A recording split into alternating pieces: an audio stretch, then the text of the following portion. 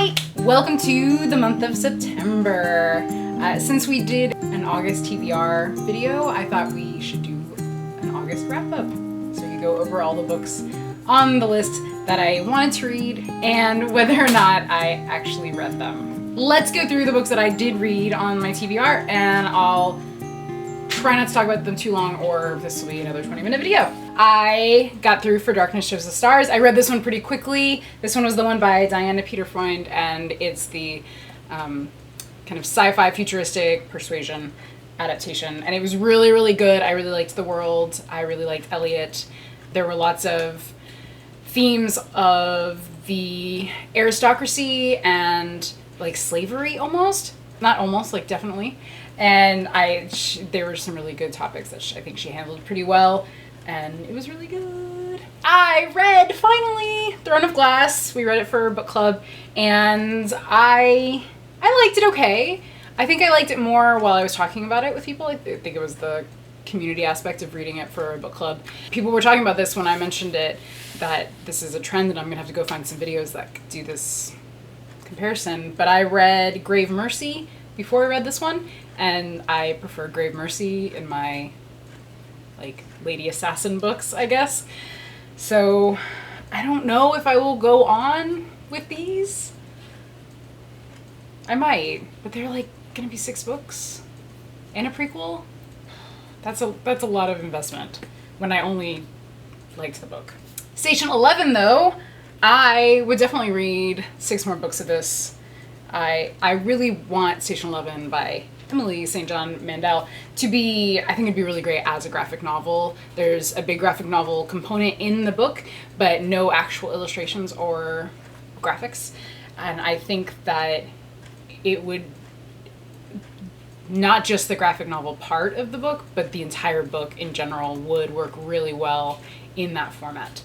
So, any aspiring graphic novel writers out there, or graphic novel artists out there, the book's already written, you should make graphic novel out of this. Because it's apocalypse, there's a graphic novel in it anyways, there's famous people are dying, there's a crazy cult, there's Shakespeare, this is beautiful, and somebody needs to do this. My 2 graphic novels that were on the list were Gotham Academy, Volume 1, and Hawkeye, Volume 2, Little Hits.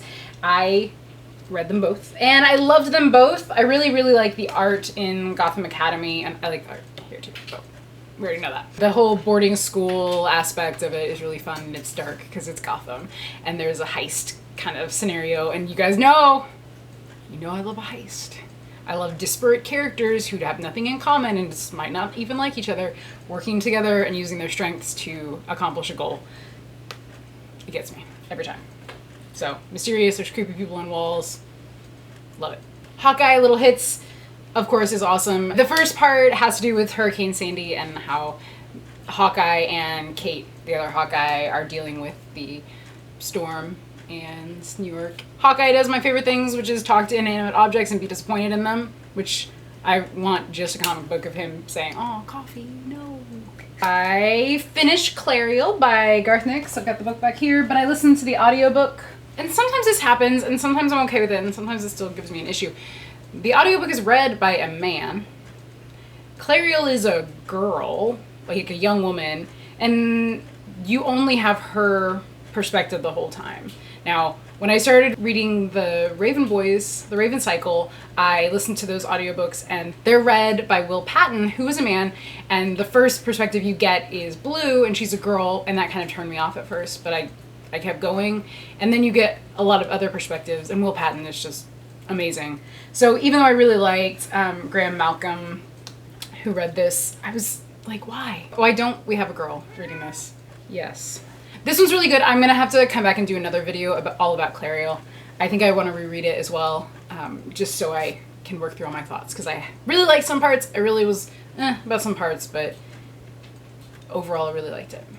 Like I mentioned, I was halfway through Scrapbook of Frankie Pratt by Caroline Preston when I filmed the TBR video, and I finished it really quickly. It's really good. It's a light read because, like I said, it's all scrapbook format, so there's not a ton of text, but it's just really fun to pore over. and that was really good. It reminded me a lot of the Betsy Tacy books. I think it's because Frankie is an enterprising young woman who wants to be a writer, and so is Betsy. Books that I have started on my TBR but haven't finished, and I'm not going to promise that I'll finish them by tomorrow, which is the 31st, are the Curiosities. Though I did get a good portion into it, I really like it. Usually short stories aren't my bag. I need to like read one and put it down. But since this was 3 different authors going back and forth, and they were writing in each other, it helped really split up the narratives, or like the different stories for me, so I wasn't upset that the story wasn't continuing, which is my issue with short stories. So that's really good, and I'm looking forward to finishing them. I started Wanderlust, a history of walking, and I've only gotten like 30 pages into it. It's a little dry, and right now she's talking about philosophers and walking and philosophy, so that's, I think I'm gonna have to push through that to get to stuff that I'm a little more into. But I really like it so far. She writes really beautifully, so I can't wait to keep reading. So that was Wanderlust, A History of Walking by Rebecca Solnit. So those are the books that I finished or started reading on my TBR, and there were a couple that I didn't get to. The first one was The Little Paris Bookshop by Nina St. George. No, just George. It's not a saint yet. Nina George. That one was on hold for someone else at the library, and so I had to let it go. The second one was The Library at Mount Char. That one was a new book, and it was due back. Nobody had it on hold, but I use that as an excuse to say, oh, I don't have to read that. I'll probably get back to it. Someone, Kayla, was reading it, and she's been posting that on her Instagram, so if she likes it, I would probably go back to it. And the last one that I didn't get to was More Happy Than Not, which I promised would be the next thing I read a billion things ago. Whoops. I'll get to it. I promise. I promise I'll get to it. Okay, so those are all on my August TBR that I read, or I didn't read, or I started, but I read some other books. So now I'm going to talk about them. In my other book club, we're reading Hold Still by Sally Mann, which is a memoir of the photographer Sally Mann. Book club is actually in a couple hours, and I still have 100 pages left, so I probably won't finish it for book club, but I really, really liked it. It's a fast read. She does have photographs in there, like hers and her family's, which are really good. I didn't realize that I knew this photographer when the book was announced for our book club, and I got a couple 100 pages into it, and she started talking about these really controversial photos that she took, and I realized, oh my gosh, I studied her in my photography classes in college. So it was kismet. I really liked that. I'll go backwards from like the ones that I've read most recently to that I read at the beginning of the month. This morning I finished listening to the audiobook called Do Life, the creator of My 120 Pound Journey, shows how to run better, go farther, and find happiness, by Ben Davis. This was a nonfiction, really inspirational book about running and getting fit and being happy and healthy in your life. And I really like listening to books like this while I'm running, so an audiobook is perfect for that, and that's what I did this morning. I read Little Robot by Ben Hatke. It's his newest graphic novel, and it is precious. It's so good. It's largely wordless. It's about a young girl and a robot that falls off the back of a truck. And they meet each other and they interact, and the robot learns more about the world, and the little girl learns more about friendship, and they fight evil things together. And it's wonderful. It's so wonderful. The art is really cute, and you should go read Little Robot. I read a bunch of graphic novels because it is graphic novel season. Like I said, I read Hawkeye and all those things. I read Princess Decomposia and Count Spatula, which was okay. The art was a little messy for me, but it was fun. There was a typo.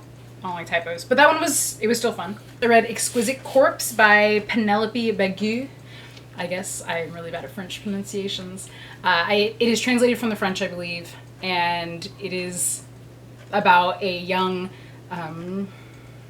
she's like a sales rep spokesmodel kind of person, like pretty girls they pay to stand around at trade shows and talk about the products, and she really has no direction in her life, and she meets a reclusive writer, and they fall for each other, and things progress from there, and it's really good. There's a twist, and I was very happily surprised. I really liked it. I read Part-Time Princesses by Monica Gallagher, which I really liked as well. It's about 4 best friends who are like the popular it clique girls at school, and they're graduating this year. During their last summer vacation before they graduate, though, they're working as princesses at a local theme park. And they hate it there, and they think they're too good for everybody, and one of them knows that she's going to get into college on a cheerleading scholarship, one of them knows that she's going to be a model, one of them knows that she's going to be an actress, the other one knows she's going to be something else. And things don't go quite as planned. There are attempts to shut down the theme park. So they decided to do something they thought they never would do, and that is support this theme park of the dreaded summer job that they hate. And they find out things about themselves in the process. It's really good. It's really good. Part-Time Princesses. Another graphic novel I read, The Divine by Asaf Hanuka, which is really beautiful. Like, the art in it is really great. The story in it is creepy and wonderful, I guess. There are some really vivid graphic parts of it, though. It's about a demolition expert from Texas who gets an assignment to go to a kind of mysterious Southeast Asian country to help blow up a mountain for the local government. And while he's there, crazy things happen. The last graphic novel that I read in August was Ares, Bringer of War, and that's The Olympians. It's book number 7 by George O'Connor. This is a whole series of graphic novels about the different Olympians, and they're all really, really great. This one's a little different because instead of telling the origin story of Ares, we already know a lot of the origin stories of the gods because of the book about Zeus. He's their dad, so we get to meet them a lot there. So instead of going into his origin, George O'Connor hops right into several years into the Trojan-Greek War and the battle between the Trojans and the Greeks, but also the gods who are on each side. So Ares and Athena for the most part, but also the gods who are parents of mortals who are in the war. And it's really good. It's a lot more graphic than the other books in the series so far because Ares is the god of war. So there's lots of war and bloodshed and gore. I put it in my young adult section instead of my juvenile nonfiction section because my mythology and my juvenile nonfiction is really close to the picture books.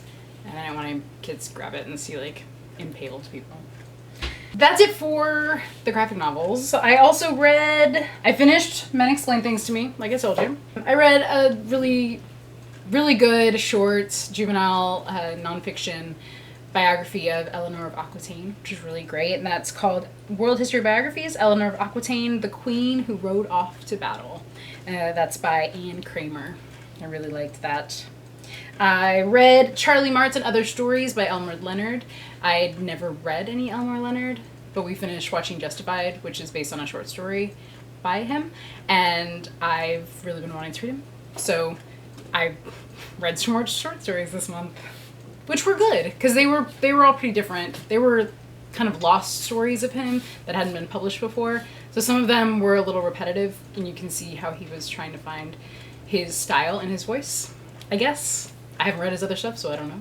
But that's what they said in the intro. I listened to this one as I ran one morning too, and I finished it in the morning because it's pretty short, and if you want to do this, you should do that. I listened to Lady Susan by Jane Austen because I hadn't read it in a while, and I wanted some Jane Austen in my life.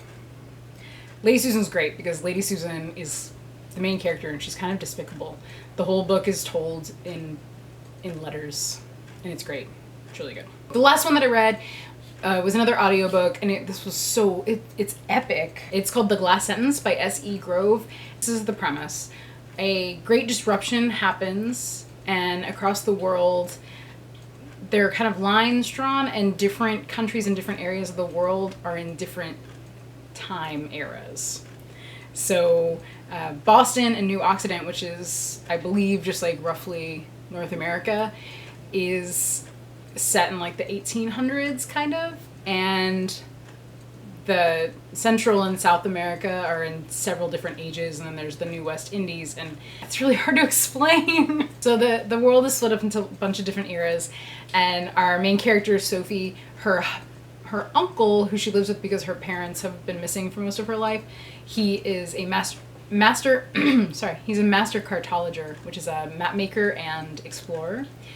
And he introduces her to different types of map making, because there's not just map making on paper. And then he gets kidnapped and she has to go find him. There's so much more that goes on in this story because it's an epically long book. I don't even know what age group it would be best for, because we have it in juvenile. It's like for 4th or 5th graders, but it's like this thick. It's great. It's really complex though. I don't know. It's really good. You should read it and tell me what you think below in the comments. Those are the books that I read in August. It's about 20, I think. At least I can count them on them. Most of them were awesome. Some of them were great. None of them were bad, which is good. That's how you want life. I really don't know if I'm going to read that many books next month. I don't know how I got through so many books. I was just like on a roll. I didn't have any TV shows to watch. I think that was it. Thank you for watching. Make sure you do all those nice things you can do on YouTube. Like this video. Comment below if you read any of these books. If you agree with me or disagree with me, or you just want to tell me that you read them, please do that. Subscribe if you haven't subscribed already. Send this to people who you think would like these books or my talks. And come visit me on social media. I've got a Tumblr, Reading Rainbow Hair. I've got an Instagram that's reading_rainbow_hair. I've got a Twitter, which is